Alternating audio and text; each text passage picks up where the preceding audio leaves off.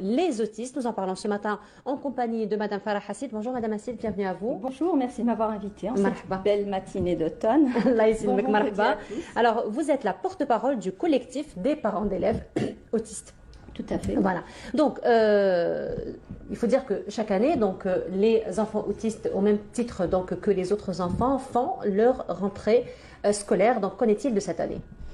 Eh bien, comme chaque année, bon, je dois dire que cette rentrée scolaire a été quelque peu épique pour nous, les parents d'enfants autistes. Vous savez, c'est la période la plus stressante de toute l'année parce que nous avons tout le temps des surprises. Pourquoi? Parce que nous comptons toujours sur la chance. Pour que nos enfants puissent être acceptés. Évidemment... Alors, quand vous parlez, vous dites, vous comptez un petit peu sur la chance. Donc, c'est par rapport à l'insertion de ces enfants dans les établissements scolaires. Tout à fait. Par rapport à leur insertion dans les établissements scolaires et même dans les activités extrascolaires. Partout, en fait.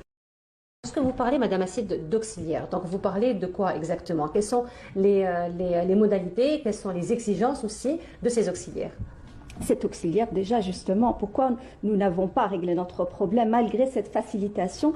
Parce que l'auxiliaire doit quand même connaître un petit peu l'autisme. Il ne s'agit pas de s'asseoir à côté de l'enfant. Voilà, donc ramener une voisine, la mettre à côté de l'enfant alors qu'elle ne saura pas le gérer au cas où, parce que c'est ça, une fois que l'enfant est scolarisé, a été estimé scolarisable, il peut écrire, il peut comprendre, il peut répondre, il est quelque part autonome, parce que ce sont les enfants autonomes qui peuvent intégrer les classes normales. Donc si elle est avec lui dans une classe normale, ça veut dire que il peut être comme les autres enfants. Cela dit, il peut aussi avoir une réaction, un petit trouble comportemental souvent lié à des sensibilités sensorielles. Et ça, il faut le savoir. Et ça, il faut que l'AVS le sache. Donc, on ne peut pas ramener n'importe qui. Effectivement. Alors, est-ce qu'il y a, par exemple, des prises en charge, j'ai envie de dire, des formations,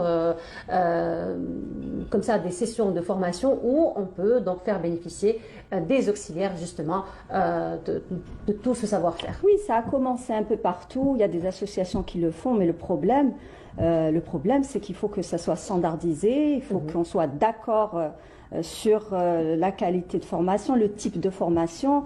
On ne peut pas laisser n'importe qui ramener une méthode. Vous voyez ce que je veux dire? Donc c'est pour ça qu'il faut que notre État prenne la chose d'une manière vraiment globale et nationale. Parce que comme ça, c'est pas normal. Et puis, on n'arrive pas à atteindre l'égalité des chances de cette manière-là. Justement, c'était la question que j'allais vous poser par rapport à l'égalité des chances. Donc, je voulais justement vous poser la question par rapport à tout le territoire national, parce que justement, les autistes, c'est pas que Alger, c'est pas que les grandes villes, mais c'est vraiment sur tout le territoire national. Alors, comment se fait la prise en charge déjà? Mais surtout, les parents eux-mêmes, parce que il faut dire que parfois, jusqu'à présent, Madame Hassid, il faut dire les choses telles qu'elles sont. Il y a des parents quand même, c'est un petit peu tabou, j'ai envie de dire. Les gens n'en parlent pas, ils ne savent pas. Aussi, parfois c'est par méconnaissance, juste par ignorance, donc qu'on laisse un petit peu notre enfant se dégrader plus, j'ai envie de dire. Alors, qu'en est-il justement de cette prise en charge, de la sensibilisation par rapport à cette question? C'est une excellente question, je vous remercie, parce que ça nous renvoie vers le diagnostic en fait.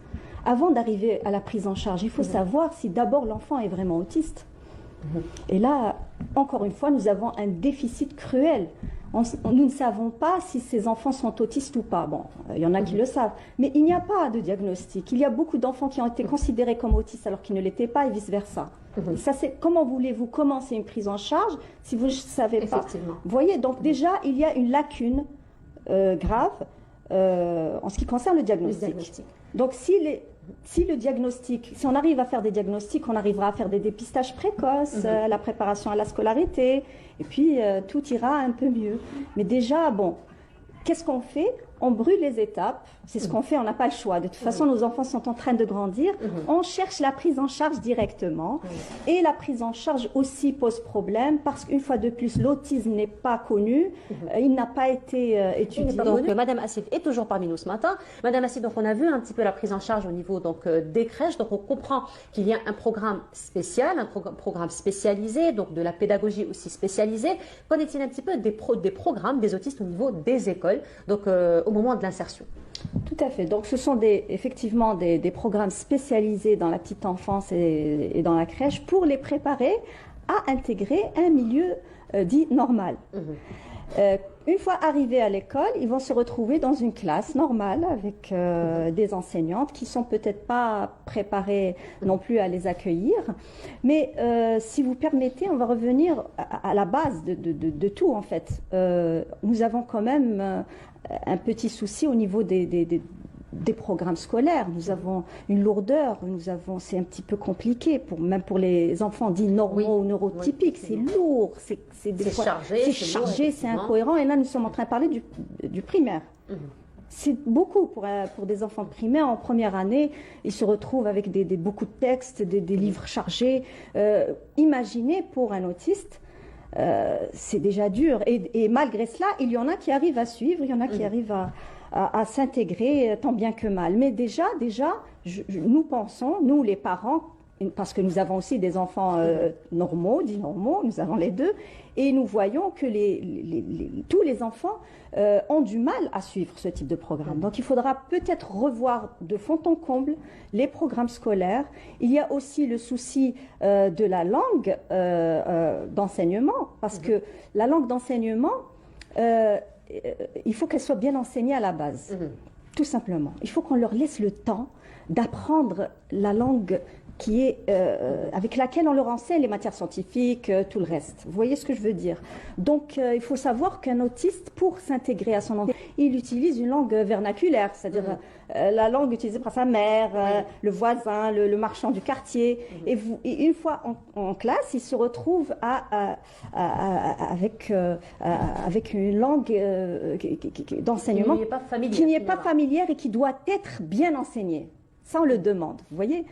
Il faut qu'on lui laisse le temps de bien comprendre, il faut qu'on lui apprenne à apprendre, il faut qu'on lui apprenne à comprendre, il faut qu'on lui apprenne à assimiler. Et je parle pour tous les enfants. Vous parlez un petit peu de cette prise en charge, j'ai envie de dire, de cet enseignement avant d'arriver à l'école. Donc déjà au niveau des crèches.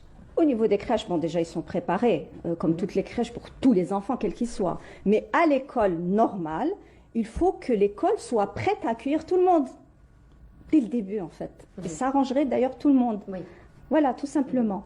Et d'ailleurs, ça nous renvoie aussi au système d'évaluation, les devoirs, les compositions. Et il y a d'ailleurs, nous avons des unités dans le pays, dans certaines wilayas, où l'évaluation a été facilitée. Je pense que c'est des projets tests, parce que ce n'est pas généralisé, nous ne savons pas pourquoi, mais c'est excellent. C'est excellent. Donc c'est un système d'évaluation qui reste différent quand même. Il est quand même différent.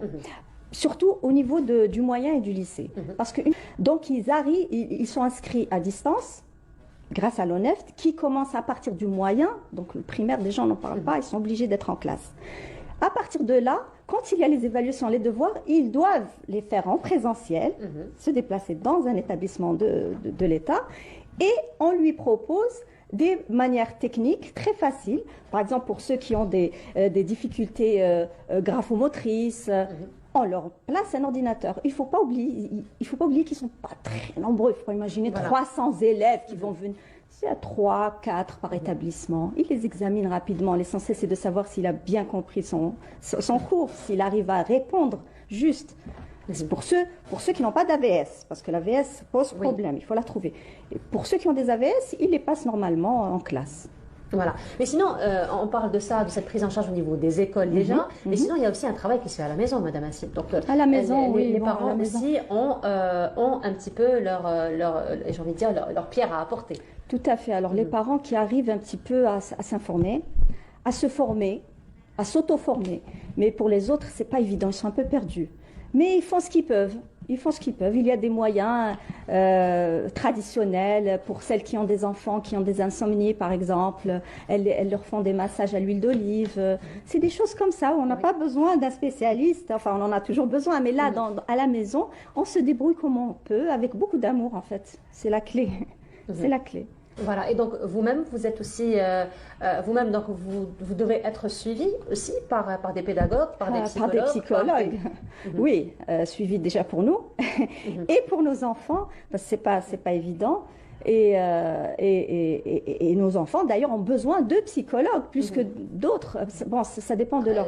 Au fait, ma question c'était, vous-même, vous avez besoin d'accompagnement dans le sens où vous êtes aussi une continuité à l'école, parce que de l'école, pardon. Donc, à la maison aussi, il faut faire des exercices, parce qu'on sait très bien que si on ne travaille pas, ça ne s'arrête pas. Comme chez les enfants normaux, dits normaux d'ailleurs. Ça ne s'arrête pas. Si on ne fait pas de révision, si on ne travaille pas, on les suit tout le temps. Il faut les suivre tout le temps, il faut être présent sans arrêt. C'est pour ça que c'est difficile pour les parents d'enfants autistes d'avoir une vie un petit peu, même professionnelle d'ailleurs, c'est pas évident. C'est pas évident. Non.